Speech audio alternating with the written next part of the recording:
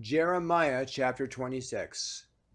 In the beginning of the reign of Jehoiakim, the son of Josiah, king of Judah, came this word from the Lord, saying, Thus saith the Lord, stand in the court of the Lord's house, and speak unto all the cities of Judah, which come to worship in the Lord's house, all the words that I command thee to speak unto them. Diminish not a word, if so be they will hearken, and turn every man from his evil way, that I may repent me of the evil which I purpose to do unto them, because of the evil of their doings.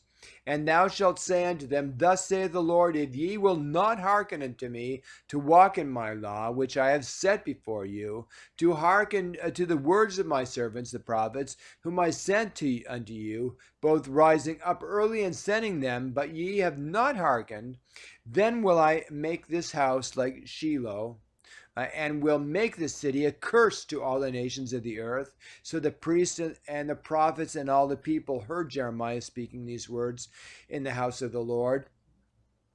Now it came to pass, when Jeremiah had made an end of speaking all that the Lord had commanded him to speak unto all the people, that the priests and the prophets and all the people took him, saying, Thou shalt surely die. Why hast thou prophesied in the name of the Lord, saying, This house shall be like Shiloh, and this city shall be desolate without an inhabitant? And all the people were gathered against Jeremiah in the house of the Lord. When the princes of Judah heard these things, then they came up from the king's house unto the house of the Lord, and they sat down in the entry of the new gate of the Lord's house. Then spake the priests and the prophets and the princes, and to all the people, saying, This man is worthy to die, for he hath prophesied against this city, as ye have heard with your ears. Then spake Jeremiah unto all the princes and to all the people, saying, The Lord sent me to prophesy against this house and against the city, and all the words that ye have heard. Therefore now amend your ways and your doings, and obey the voice of the Lord your God, and the Lord will repent him of the evil that he hath pronounced against you. As for me, behold, I am in your hand to do with me as seemeth good and meet unto you. But know ye for certain that if ye put me to death, ye shall surely bring innocent blood upon yourselves, and upon this city, and upon the inhabitants thereof. For of a truth the Lord hath sent me unto you to speak all these words in your ears. Then the princes and all the people unto the priests and the prophets, then said the princes and all the people unto the priests and unto the prophets, this man is not worthy to die, for he hath spoken to us in the name of the Lord our God.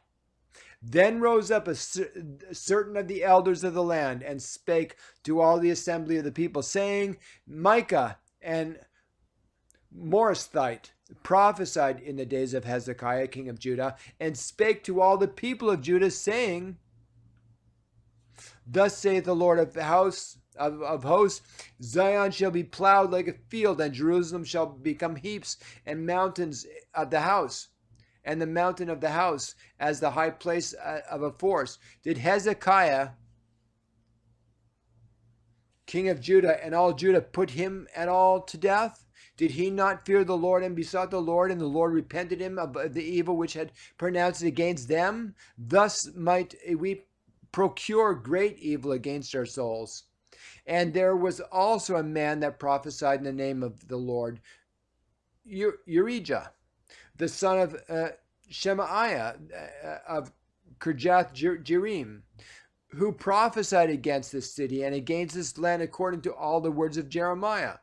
And when Jehoiakim the king with all his mighty men and all the princes heard his words, the king sought to put him to death. But when Urijah heard it, he was afraid and fled and went into Egypt.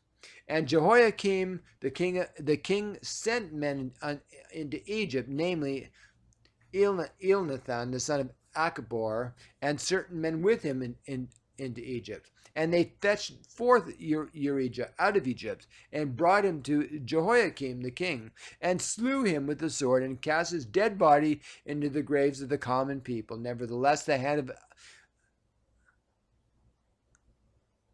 Ahikam, the son of Japhan, was with Jeremiah, that they should not give him into the hand of the people to put him to death.